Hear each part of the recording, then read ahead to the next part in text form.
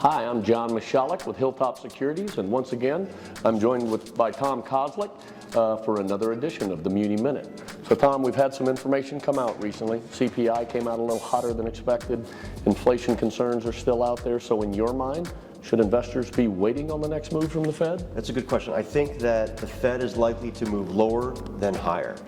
We don't know exactly when that's going to happen, but I think my message to investors has been, don't get caught waiting. I'm going to repeat that. Don't get caught waiting, because yields are still attractive, and what I'm concerned about is that investors are going to wait too long and yields are going to move too low, and they're not going to be as attractive as they are now.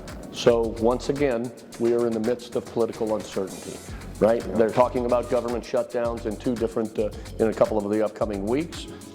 How do you feel? Is a Fed shutdown likely?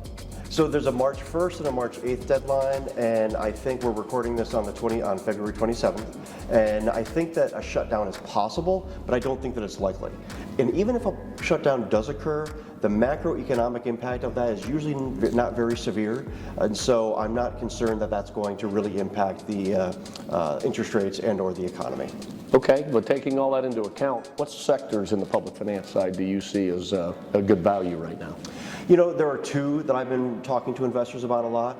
The first is healthcare. Healthcare is still a sector where it is that investors can pick up incremental yield. That being said, we have a negative outlook on the healthcare sector from a credit perspective, and so you need to be careful where credit is concerned with healthcare. The second sector, it's higher education. In our outlook, we wrote about the haves and have-nots in higher education, but there's still, especially with the haves, there are still situations where investors can pick up incremental yield there as well. All right.